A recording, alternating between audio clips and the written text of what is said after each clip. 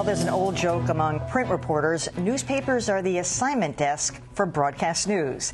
That's because on any given day, newscasts are filled with stories from the front pages of the morning paper, sometimes with attribution, sometimes not.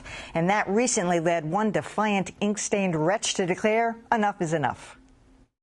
Hartford Current reporter David Owen says he worked a long day on April 15th, reporting several stories for the paper, including this exclusive about a moose rescued from a well. And then officials say the 450-pound moose had walked across the top of the well that was covered with boards at a residence on Old Town Road. Hearing his exclusive read back to him on local radio prompted Owens to take to Facebook, complaining that newspaper reporters continue to do the heavy lifting of daily journalism.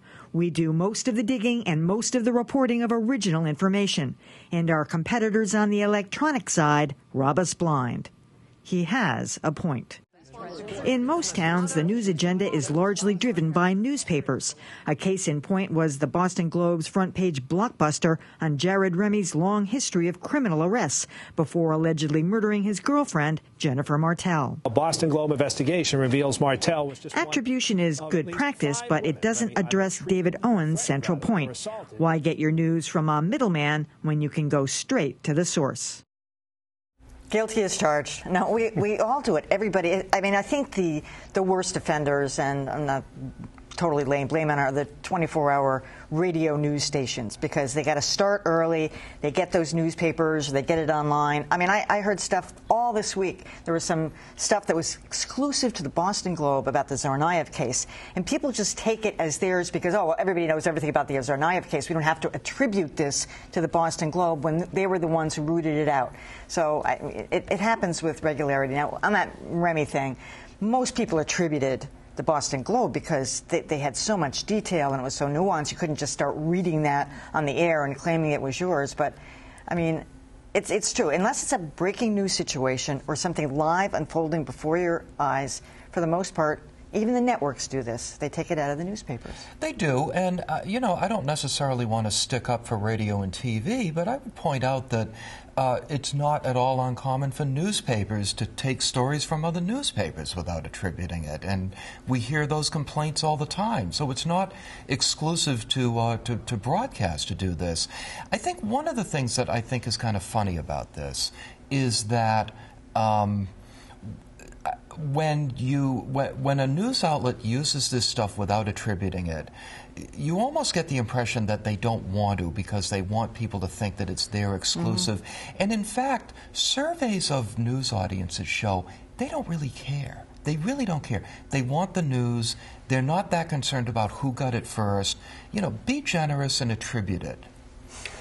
My first job in journalism was at the Toledo Blade in Toledo, Ohio, and there was a local radio station, WSPD, whose slogan in their newscast was, "We read the Blade so you don't have to."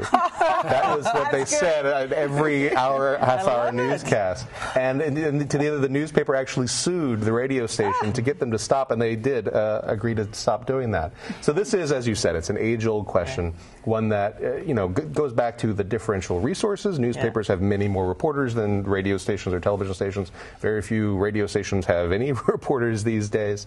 And I do always like it when I'm listening to public radio in Boston in the morning when I hear, according to the Boston Globe, at least there's a bit of attribution there going along with it. It's really of a piece with the same sort of debates we have in digital media, with bloggers aggregating news stories, people on Twitter taking the highlights of the blog pieces. There's a great, you know, snake eating its own tail quality to it.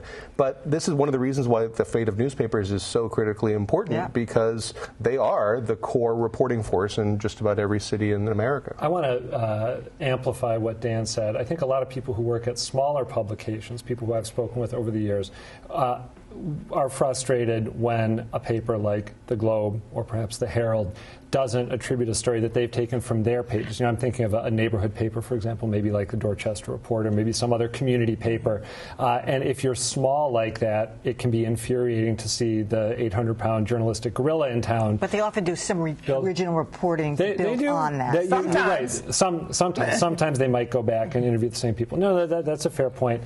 I actually think that attribution is more helpful helpful than you do, because if you are a discriminating media customer and you're listening to radio in the morning and every story that's pulled from the pages of the Globe, say, is identified as such, then you have a choice. You can say to yourself, why am I wasting my time with these outlets? Why don't I go get the full story in the pages of the Boston Globe? And if you prefer to get the regurgitated version, that's your choice. But I think, every attribution is an advertisement for the originating publication. I think that matters. I think there's a couple things going on. First of all, there's just a general regurgitation with no attribution, and sometimes with some attribution. Then often in a radio talk show scenario, you use particularly the quirky stories, which could only have been done by those people at those outlets, because it makes an interesting kind of talk and engagement with the audience. And in that scenario, I believe I was sitting here checking in my mind, I've always given not only where it came from, but also the reporter, because that's very important. Because it's the quirky stories that make a kind of interesting conversation if you're doing a live show. And you want to say, according to Dan Kennedy, according to Josh Biden, according to Adam Riley, blah, blah, blah, and, whatever. And then go on. Why does it hurt you to do that? It doesn't hurt you. Particularly if there's a moose in a well, which is obviously the most important story in Connecticut. Because they'd be saying it every other word on certain radio stations would be saying it, and according to the Boston, and they just don't want to do it. I don't think it's hurt you. It's not going to happen. Yeah.